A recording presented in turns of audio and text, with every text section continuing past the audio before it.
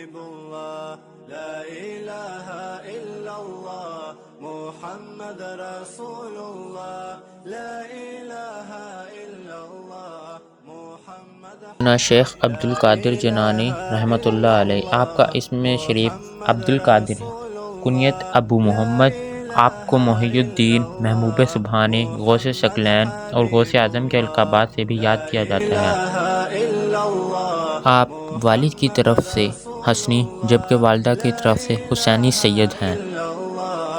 والد کی طرف سے آپ کا سلسلہ نسب کچھ یوں ہے: عبد القادر بن سید موسیٰ بن سید عبداللہ بن سید یحییٰ بن سید داؤد بن سید موسیٰ ثانی بن سید عبداللہ بن سید موسیٰ جون بن سید عبداللہ محض بن سید امام حسن مسنہ بن سید امام حسن رضی اللہ تعالیٰ عنہ بن امیر المومنین سیدنا علی المرتضیٰ رضی اللہ تعالیٰ عنہ۔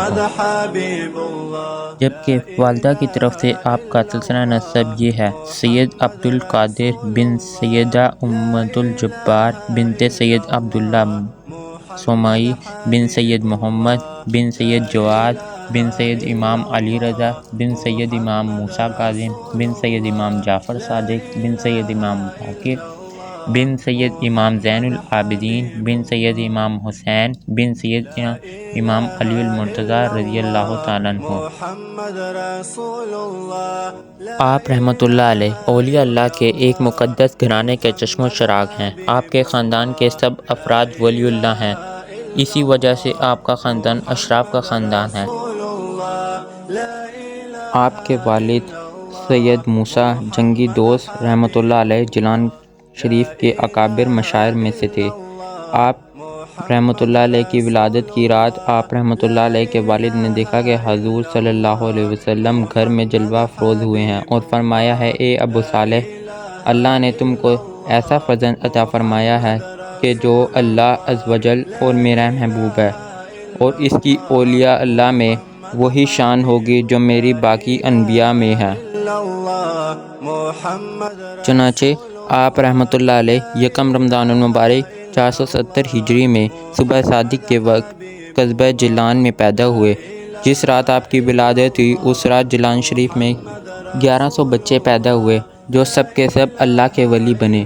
آپ رحمۃ اللہ علیہ کی شانہ مبارک کے درمیان سرکار دو عالم صلی اللہ علیہ وسلم کے قدم کا نشان تھا، جسے دیکھ کر آپ رحمۃ اللہ علیہ کا تمام خاندان آپ رحمۃ اللہ علیہ پر فخر کیا کرتا تھا۔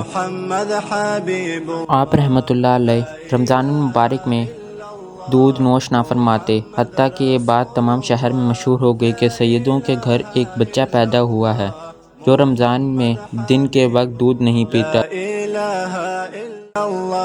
جب آپ کی عمر 5 سال تک پہنچی تو آپ رحمۃ اللہ علیہ نے کسی بزرگ کے پاس بسم اللہ الرحمن الرحیم پڑھ کر 18 پارے زبانی سنا دیے۔ اس پر ان بزرگ نے فرمایا: بیٹے اور پڑھیے۔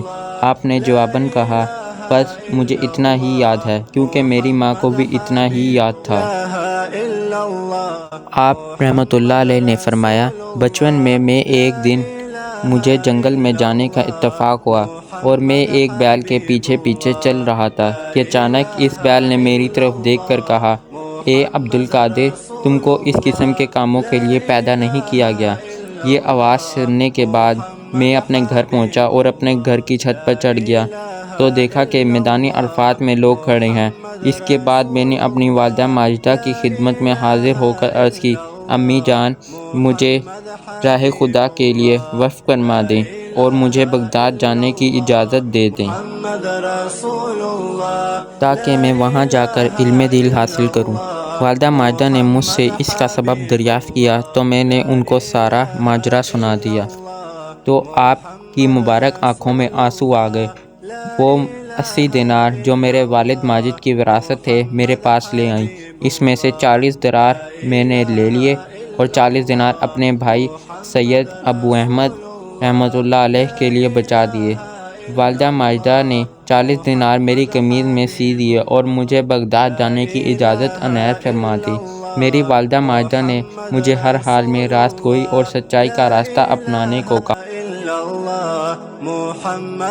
اور جیلان شریف کے باہر تک مجھے الوداع کہنے کے لیے آئیں اور فرمایا، اے میرے پیارے بیٹے، میں تجھے اللہ کی رضا اور خوشنودی کے لیے اپنے پاس سے جدا کرتی ہوں، اور مجھے اب تمہارا منہ قیامت میں دیکھنا نصیب ہوگا۔